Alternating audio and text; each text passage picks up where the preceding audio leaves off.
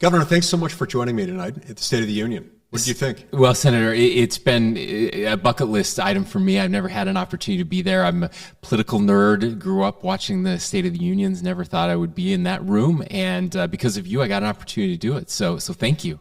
What was different than you expected? Well, the sound was a little different. I had a hard time kind of hearing some of the speech.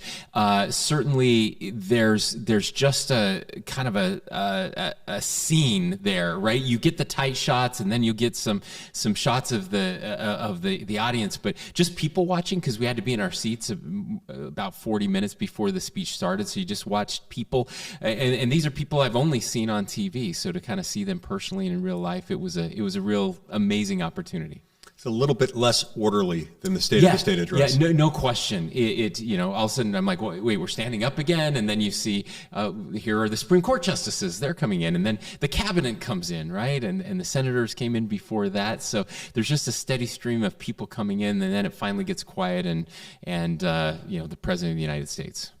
One of the things that I found a little confusing when I first got here was they form a committee to wait on the President of the United States, and it's this random assortment of senators and representatives who go and wait on the President. We actually do that in state government as well. So I get a delegation from the House and the Senate that come down and get me and escort me up to the House chambers. So that's a piece I'm. Did they bring you a beverage or anything? They don't. They should. Yeah, they should. I think gifts too. We should really change this up a little bit. Yeah, right. It's always awkward though, because I get up there and there's still like 5 minutes before the cameras go live, and I have to wait for the cameras. So they're standing there waiting for me to come in. I'm waiting to go in, but they won't let me in because the camera hasn't started. So there's a piece of that.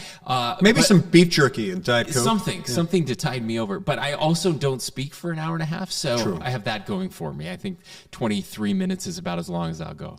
And your State of the State messages tend to be a little more ecumenical than what we saw tonight. Yeah, I was surprised, I think, for sure.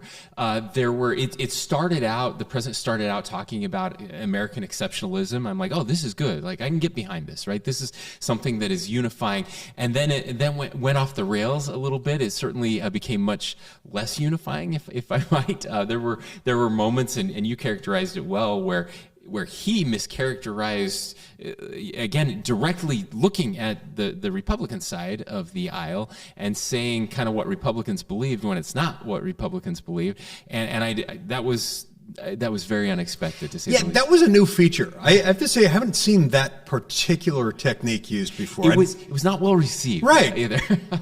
I tend to think that White House staffs in the future will not decide to redeploy that mechanism. Yeah, it was certainly a misfire, and I think it felt that way. Although, again, not seeing it on TV is a very different experience, but in the room, there was kind of a little bit of confusion, and then obviously some anger and some pushback in those moments. And then it was hard for me to hear what he was saying, as anytime he kind of ad-libbed or talked over an applause line, I missed it. So there's probably 10 to 15% of the speech that I missed. I'm going to have to go back and listen to. But yeah, not his best moment, for sure. Well, and you weren't alone in that. I'm assuming that the folks watching it on TV maybe had a little better feed than we did. As you point out, the sound system in there isn't perfect, but it's made much worse by the fact that it becomes such a pep rally. And this really is consistent from one presidential administration to another.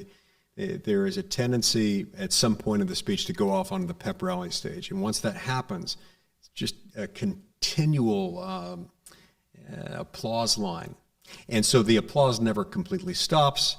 Some presidents are better than others at working their way through the applause, pausing, allowing the applause to happen, and then speaking again. We didn't see as much of that tonight. No, I would love for us to get away from that. And it's not just applause, but it's standing ovations, right? It just becomes kind of a place filler. It's like, oh, this is our team, so now we stand up. And right. I've done something totally different in my State of the States. I ask them not to stand up and not to applaud at all. So that do they comply? They do. Yeah, they've been really great. I know it's really hard for them not to applaud because the speeches are so great, but I'm joking.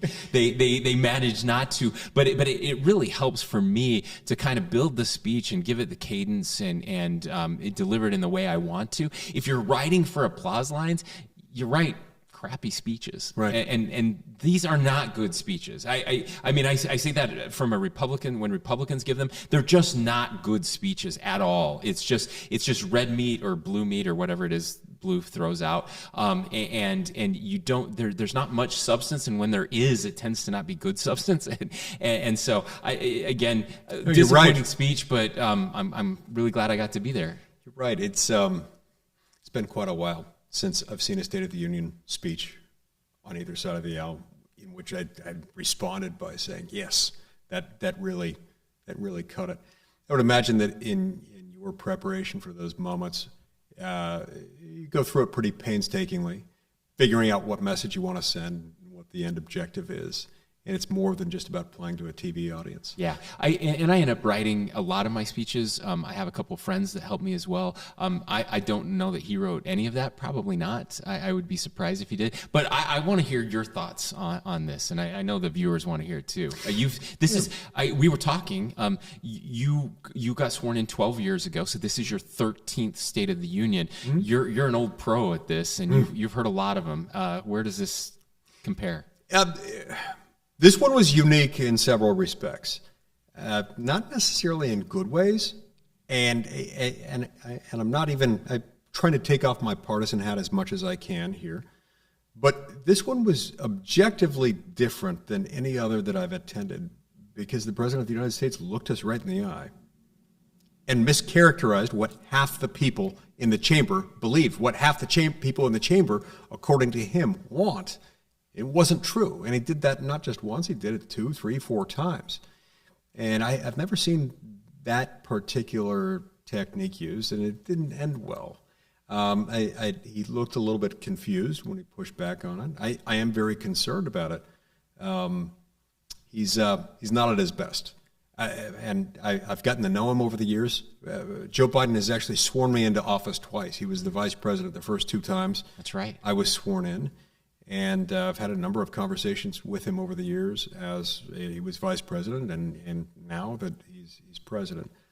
There's a change in him, and I fear that his staff did him a grave disservice, knowing that he's not in much of a position to push back these days, and I think they took undue advantage of him.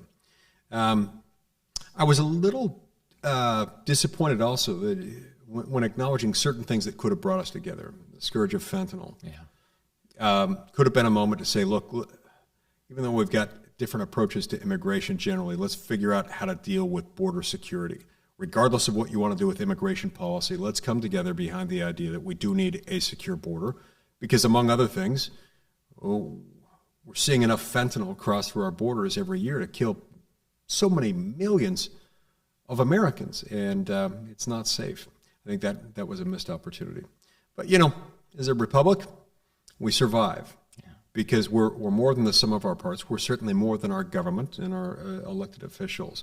The American people are good. They want freedom, and I think the long arc of history bends toward freedom, and I hope and pray that will always be the case here. I couldn't agree more. It was a great opportunity to see again very different ideas, right, from a state perspective and the federal perspective. You talk about this all the time, and I'm grateful you do. A reminder that states do play a very important role. They're supposed to play a more dominant role in our constitutional republic than they play now, and trying to restore that balance is something I'm always interested in. There was a lot of tax and spend. Some of that speech sounded like Democrats from 20, 30 years ago. I mean, it was really just kind of that core, we're going to tax and go after the bad capitalists out there and spend, and everybody will be happy. And of course, in Utah, we're talking about lowering taxes and increasing prosperity. So wildly different messages. I have to balance a budget every year. He doesn't, and those are different things. I always wish that presidents would listen to governors a little more. And we're going to keep trying to deliver our message here. That's great. And all this and all the lessons we learned from tonight, all excellent arguments in favor of federalism for why governors and state legislatures ought to be more powerful outside those narrow areas given to Congress by the Constitution than Congress and the President. Governor, thanks so much for joining me tonight. Thank you. It's been an honor. Honor is mine.